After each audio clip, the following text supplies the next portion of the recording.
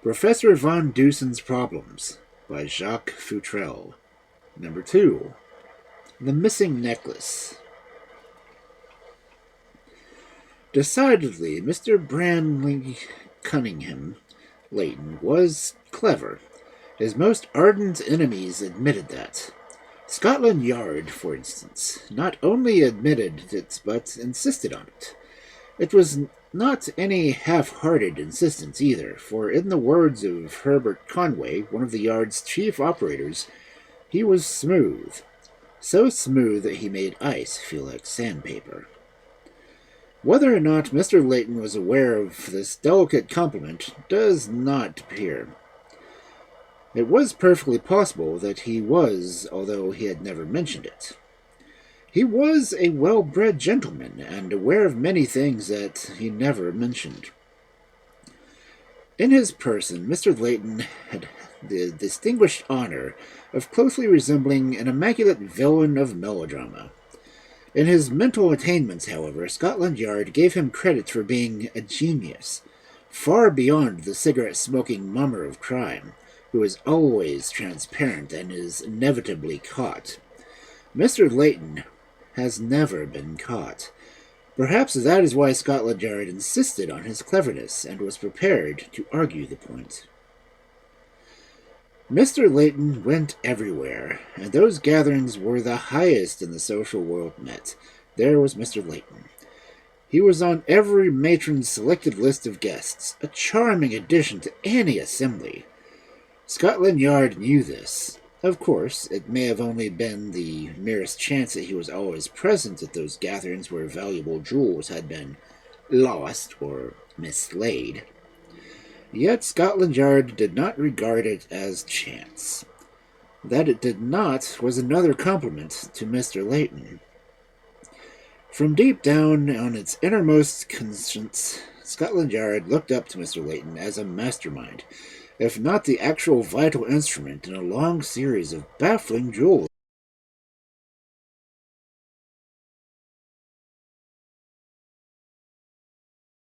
Again, there was a finesse and delicacy, not to mention regularity, about those robberies that annoyed Scotland Yard. Yet believing all this, Scotland Yard had never been so indiscreet as to mention the latter to Mr. Leighton. As a matter of fact, Scotland Yard had never seen its way clear to mentioning it to anyone. Conway had some ideas on his own about Mr. Leighton, whom he exalted to a position that he would have surprised if not flattered him. Conway perhaps more nearly expressed the opinion of Scotland Yard in a few brief remarks than I could credit or length. "Here's a crook, and the cleverest in the world," he said to Mr. Leighton, almost enthusiastically. "He's got a Hemingway jewel, the Clennington bracelet, and the quick shiners all right. I know he got them, but that doesn't do any good, merely knowing it. I can't put a finger on him because he's too smooth. I think I've got him, and then I haven't." This was before the Varron necklace affair. When that remarkable episode came to be known to Scotland Yard, Conway's admiration for Mr. Leighton increased immeasurably. He knew that Leighton was the responsible one. He knew it in his head and heart, but that was all. He gnawed his scrubby mustache fiercely and set to work to prove it, before feeling that it was a vain task. The absolute simplicity of the thing, and in this it is like all others, was the most puzzling feature. Lady Varron had given a reception to the United States ambassador at her London house. She had gathered about her a most distinguished company. There were representatives of England, France, and Russia. There were some of the most beautiful women on the continent. There were 2 American duchesses. There were a chosen few of the American colony, and Mr. Leighton. It may have well been to repeat that he went everywhere. Lady Varron was on this occasion wore the famous Varron necklace. Its intrinsic value is said to have been £40,000. Associations made it priceless. She was dancing with the American ambassador when she slipped on the smooth floor and fell, dragging him down with her. It was an undignified, unromantic thing, but it happened. Mr. Leighton chanced to be one of the nearest and rushed to her assistance. In an instant, Lady Varron and the ambassador were on the center of the little group. It was Mr. Leighton who helped Lady Varron to her feet. "It's nothing," she assured him, smiling uncertainly. "I was a little awkward, that's all." Mr. Leighton turned to assist the ambassador, but found him standing again and puffing inordinately, then turning back to Lady Varron. "You dropped your necklace," he remarked blandly. "My necklace?" Lady Varron's white hand flew to her bare throat, and she paled a little as Mr. Leighton and the others of the group stood back and took in for the jewels. It was not to be seen. Lady Varron controlled herself admirably. "It must have fallen somewhere," she said finally. "Are you sure you had it on?" asked another guest solicitously. "Oh, yes," she replied positively, "but I may have dropped it somewhere else."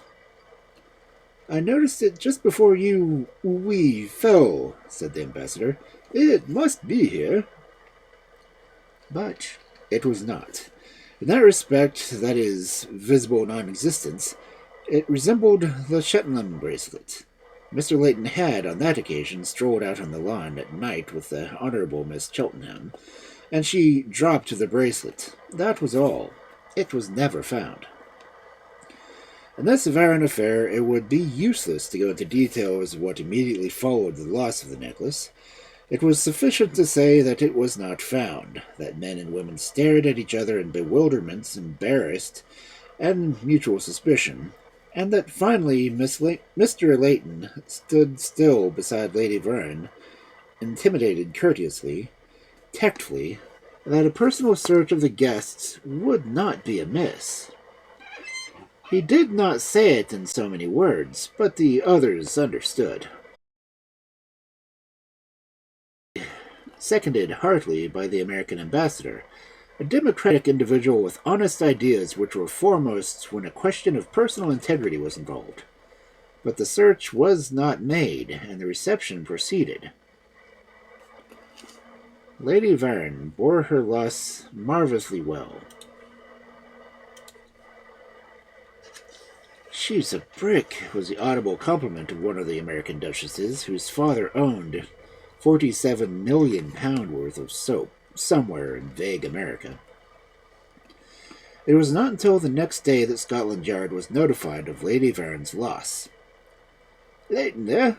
was Conway's first question. "Yes." "Then he got it," Conway asserted positively.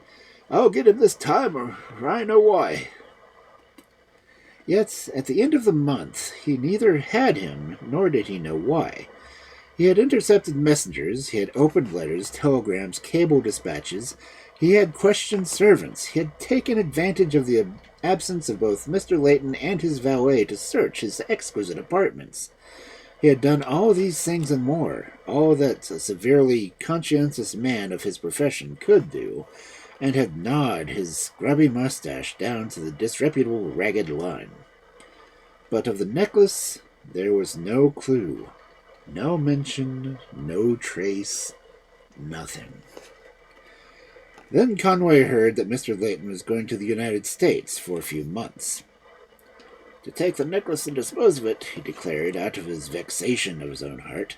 "If he ever gets abroad with it, I've got him. Either I've got him or United States customs officials will have him."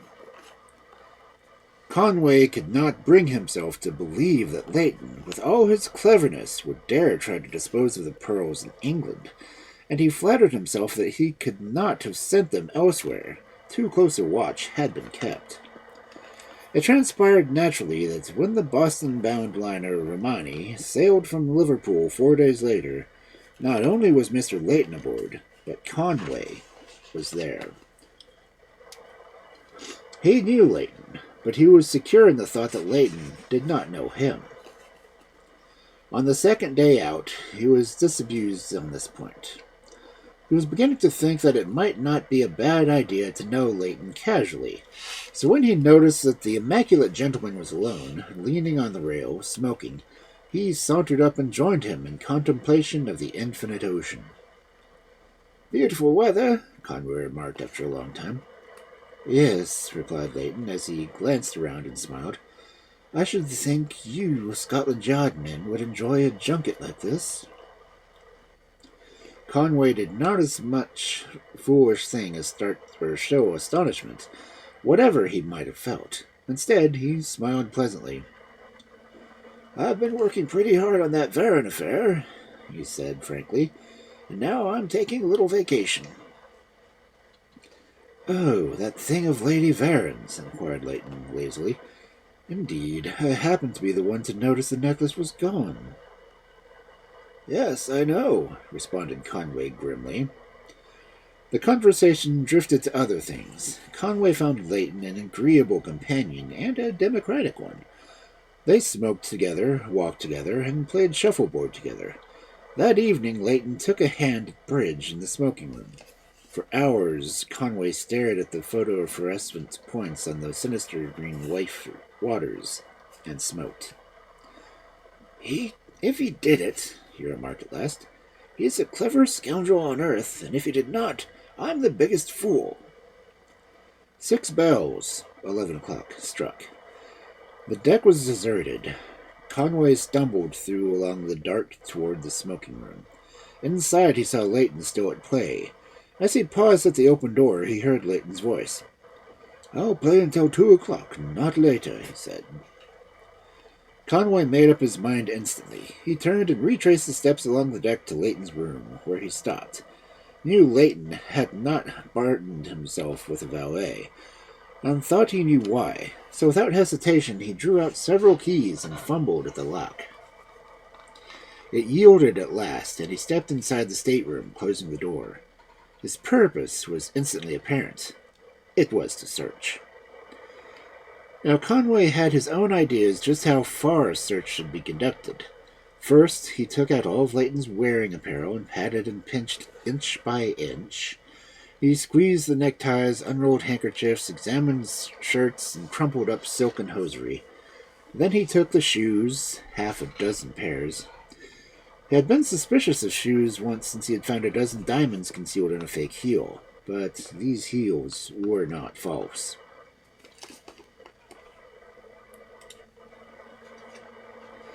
Next, still without haste or apparent disappointment, he turned his attention to the handbag and the steamer trunk, both of which he had emptied. Such things had been known to have false bottoms or secret compartments. These had none. He satisfied himself absolutely on this point by every method known to his art. In due time, his examination came down to the room itself. He unmade the bed and closely felt and scrutinized the mattress, sheets, blankets, pillows, and coverlet. He took the 3 drawers from the dressing cabinet and looked behind them. He turned over several newspapers and shook them one by one. He peered into the water jug and fumbled around the plumbing in the tiny bathroom adjoining. He examined the carpet to see if anything had been hidden beneath it. Finally, he climbed on a chair, and from his elevated position looked into a crack or crevice where the necklace or unset pearls could be hidden. "There are still 3 possibilities," he told himself at the end, as he carefully restored the room to its previous condition. "He might have left them in a package in the ship's safe, but that's improbable, too risky. He might have left them in the trunk in the hold, which is still more improbable. Or he might have them on his person. That is more than likely." So Conway went out, extinguishing the light and locking the door behind him. He stepped into his own stateroom a moment and took a mouthful of whiskey, which he spat out again. But it must have been some deep, potent effect, for a few minutes later, when he appeared in the smoking room, he was in a lamentable state of intoxication and exhaled whiskey noticeably. In his maudlin, thick-tongued condition, Leighton glanced up at him with a well-bred reproach.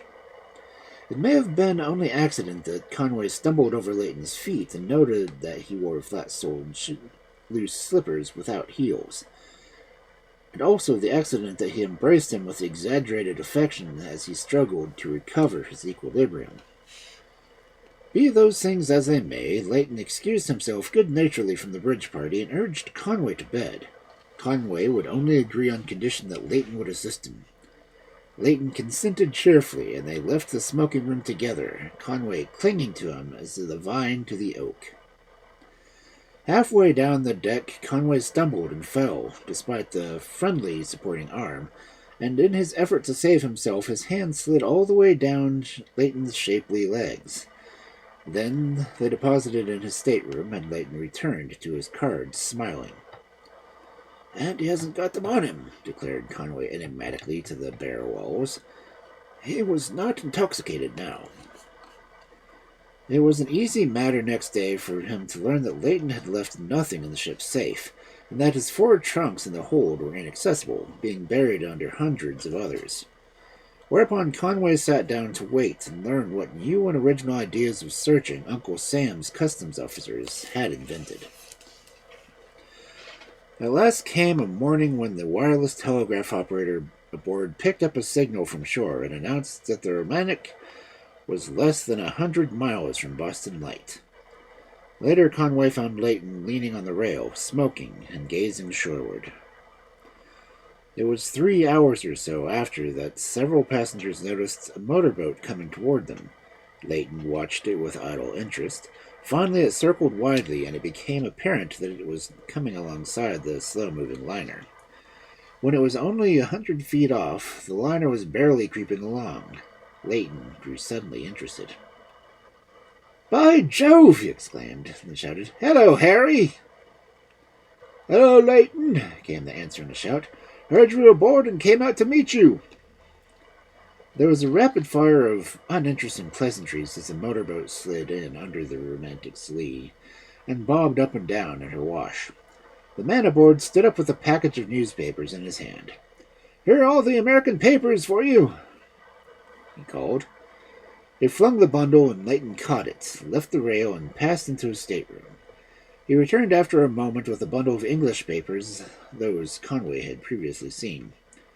"Catch!" he called. "There's something in these that will interest you." The man in the small boat caught the package and dropped it carelessly on a seat. Then suddenly Conway awoke. "There goes the necklace," he told himself with a start. A quick grasping movement of the hands attracted the attention of Leighton, who smiled inscrutably daring into the blazing eyes of the Scotland Yard man. The motorboat, with a parting shout of "I'll meet you at the wharf," sped away. Thoughts began to flow rapidly through Conway's fertile brain.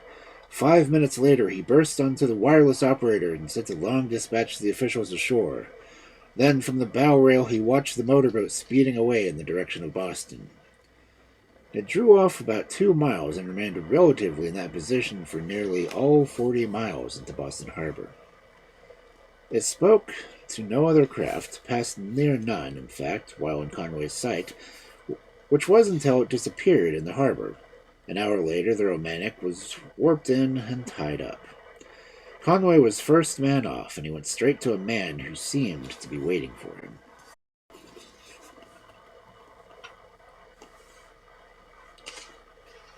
"Did you search the motorboat?" he demanded. "Yes," was the reply. "We nearly tore it to pieces, even took it out of the water. We also searched the man on her, Harry Cheshire. You must have been mistaken." "Are we sure he spoke to no one and got rid of the jewels to another vessel?" "She didn't go near another vessel," was the reply. "I met her at my launch in the harbor mouth and came in with her." For an instant, Conway's face showed disappointment. Then came animation again. He was just beginning to get really interested in the affair. "Do you know the customs officer in charge?" he asked. "Yes." "Introduce me." There was an introduction, and the 3 men spoke aside for several minutes. The result of it was that when Leighton sauntered down the gangplank, he was invited into a private office. He went smilingly and submitted to a search of his person without anger or the slightest trace of uneasiness. As he came out, Conway was standing at the door. "Are you satisfied?" Leighton asked. No, blazed Conway savagely. What? Not after searching me twice and in my stateroom?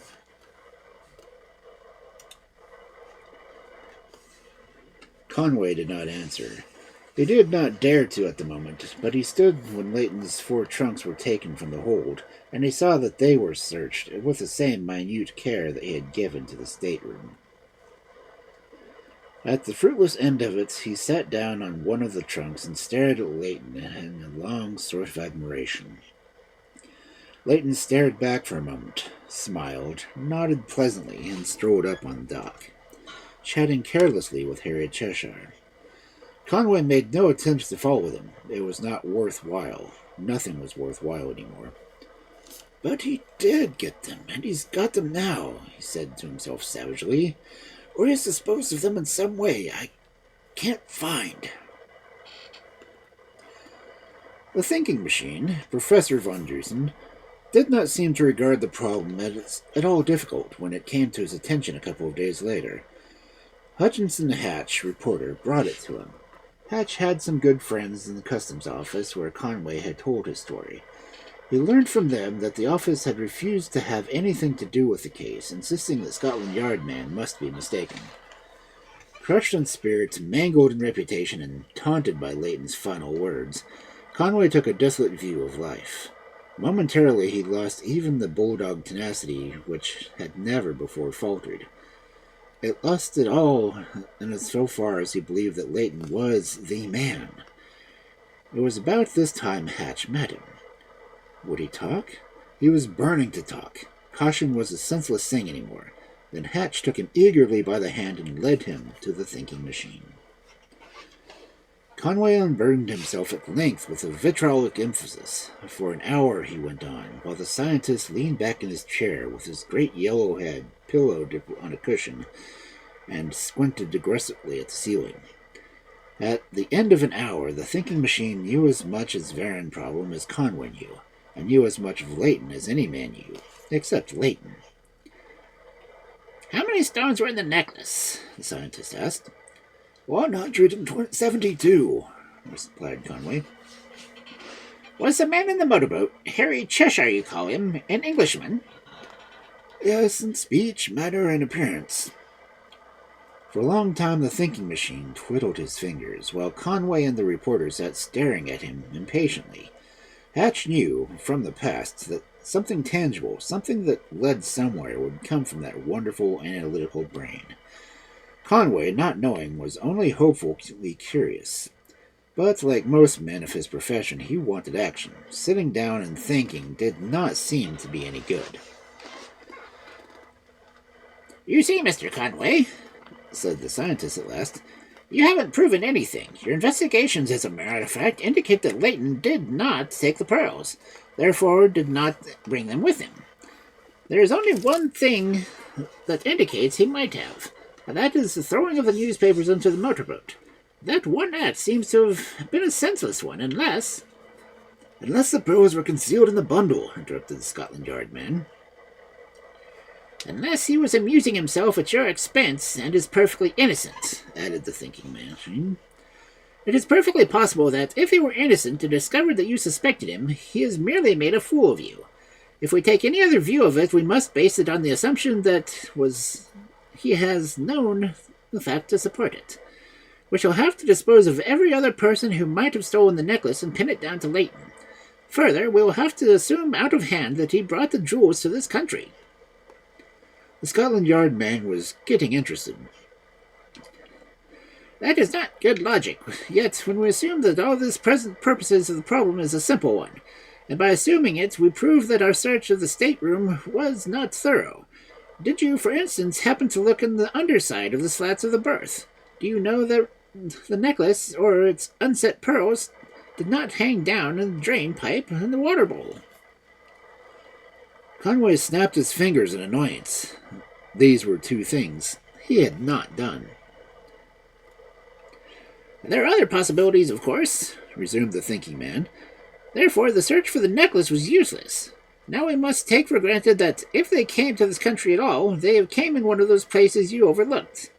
Obviously, Mr. Leighton would not have left them in the trunks on the hold. Therefore, we must assume further that he hid them in his stateroom and threw them into the motorboat. In the event that they were in the motorboat when it left the Romantic, and we must believe that they were not in it when it docked, yet the motorboat neither spoke nor approached any other vessel.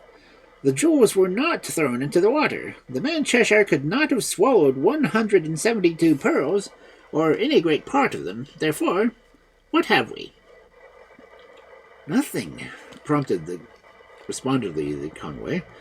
That's the matter. I've had to give it all up. Instead of nothing, we may have the answer, replied the thinking machine tartly. Let's see.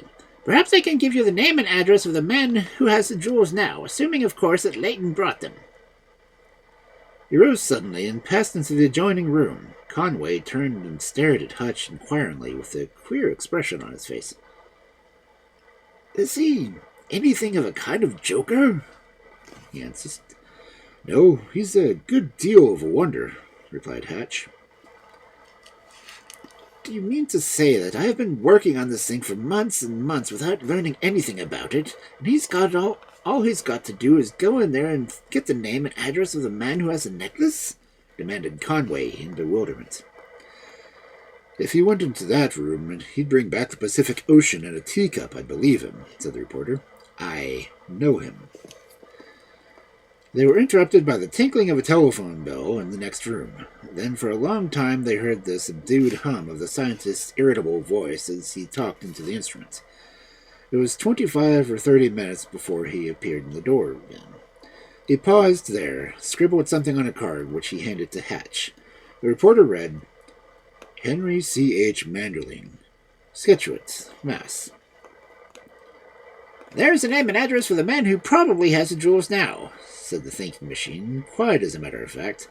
Mr. Hatch, you accompany Mr. Conway and let him see the surroundings, and act as if his judgment dictates. You must search this man's house. I don't think you'll have much trouble. The pearls will be unset, and you will find them possibly in small oil silk bags, not so large as your little finger. Then you find them, take steps to apprehend both this man and Leighton. Call Detective Mallory when you get to them, and bring them here. But, stammered Conway. Come on, commanded Hatch, and Conway went.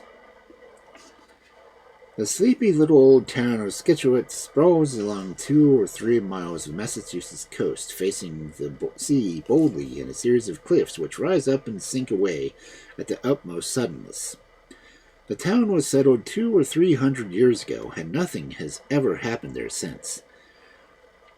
It was here, on top of one of the cliffs, that Henry C.H. Manderling had lived alone for 2 or 3 months. He had gone there in the spring with other city folk with a dream of summers away, and occupied a queer little dwelling through which the salt breezes wandered at will. A tiny barn was attached to the house. Hutchinson Hatch and the Scotland Yard man found the house without difficulty, and entered it without hesitation. There was no one at hand to stop them, or to interfere with the search they made.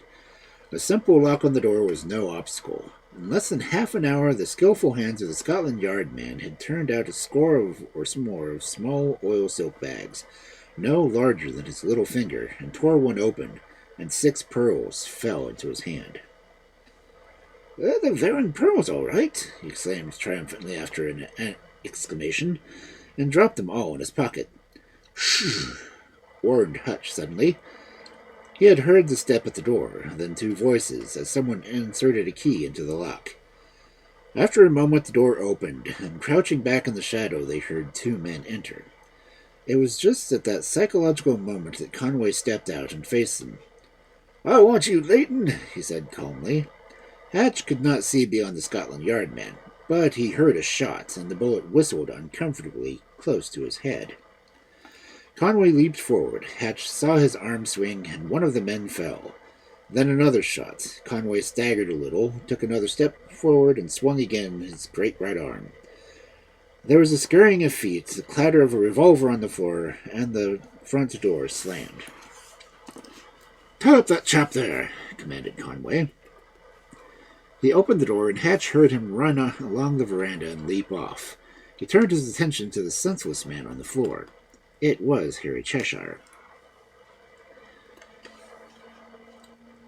A blow to the point of the chin had rendered him unconscious. Hatch bound him hand and foot where he lay, and ran out. Conway was racing down a cliff to where a motorboat lay. Hatch saw a man climb into the boat, and an instant later it shot out into the water. Conway ran to where it had been. It was now 50 yards out. "This is not time, Mr. Conway," came Leighton's voice as the boat sped up. The Scotland Yard man stared after it a moment or two, and then returned to Hatch. The reporter saw that he was pale, very pale. "Did you bind him?" Conway asked. "Yes. Are you wounded?" "Yes," replied the Scotland Yard man. "Hit me in the fleshy part of my left arm. I never knew him to carry a revolver before. It's lucky for these 2 shots were all they had." The thinking machine put the finishing touches on the binding of Conway's wound. It was trivial. Then he turned to his other visitors. These were Harry Cheshire, or Manderling, and Detective Mallory, to whom he had delivered the prisoner to be on the arrival of Hatch and Conway in Boston. A general alarm had been sent out for Leighton. Conway apparently did not care anything about the wound, but he had a frank curiosity as to what the thinking machine had done, or how those things had been brought to pass. "It was ridiculously simple," began the scientist at his explanation. "It came down to this. How could 172 pearls be transferred from a boat 40 miles at sea in a safe place ashore? The motorboat did not speak or approach any other vessel. Obviously, one could not throw them ashore.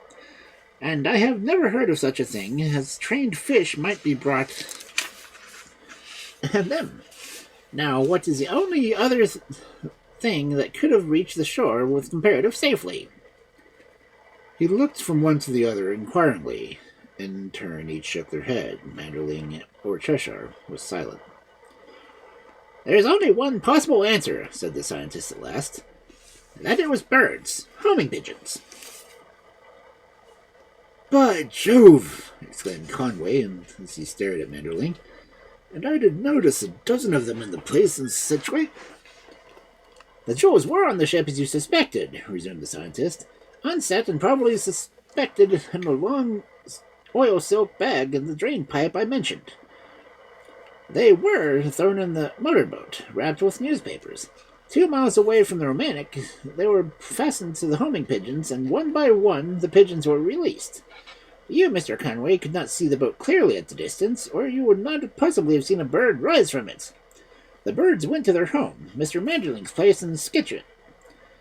Homing pigeons are generally kept in automatically closing compartments, and each pigeon was locked up as it arrived. Mr. Manderling there and Mr. Leighton removed the pearls at their leisure. Of course, the homing pigeons as a clue we could get somewhere." The thinking machine went on after a moment. "There are numerous homing pigeon associations and fanciers, and it was possible that one of these would know an Englishman who had, say, 25 or 50 birds, and presumably lived somewhere near Boston. One did know, and he gave me the name of C.H. Manderling. Harry is a corruption of Henry, and Henry C. is Henry Cheshire, or Harry Cheshire, and the name Mr. Wanderley gave me when he searched at the wharf." "Can you explain how Lawton was able to get the necklaces in the first place?" asked Conway curiously. "Just as he got the other things," replied the thinking machine, "by boldness and cleverness. Suppose when Lady Varron fell, Leighton had had the stout elastic fabric fastened high up on his shoulder, say, inside his coat sleeve, and the end of the elastic, with a clamp of some sort, he was drawn down on the elastic and taut and fastened to his cuff. Remember that this man was always waiting for an opportunity, and was always prepared to take advantage of it. Of course, he did not plan the thing as it happened. Suppose that the necklace had dropped off as he leaned over to help Lady Varron. In a momentary excitement he could, as he leaned over to help Lady Varron, under the very noses, have fastened the clamp to the necklace, and instantly the jewels would have disappeared up his sleeve. Or he could have submitted to any sort of perfunctory search of his pockets as he suggested." That's a trick of professional gamblers to get rid of the cards, remarked Detective Mallory. Oh, it isn't you, then? Asked the thinking machine. Immediately, he left the ballroom and hid the necklace as he had hidden the other jewels, and before you, Mr. Conway, you, the thief, wrote the mail in full directions to Mr. Mandling here what to do. You did not interrupt any letters, of course, until after you knew this was theft. Leighton had perhaps had other dealings with Mr. Manderling in other parts of the world, and when he was not so closely watched in this particular case, I dare say, however, he had them all planned carefully for fear that this very thing would happen in this one case. Half an hour later, Conway shook hands with the thinking machine, thanked him heartily, and his little party dispersed. "I'd given up," Conway confessed as he was going out. You see, remarking the thinking machine, gentlemen of your profession use too little common sense. Remember that 2 and 2 always make 4. Not sometimes, but all of the time. Leighton has not yet been caught. Manderling made a model prisoner.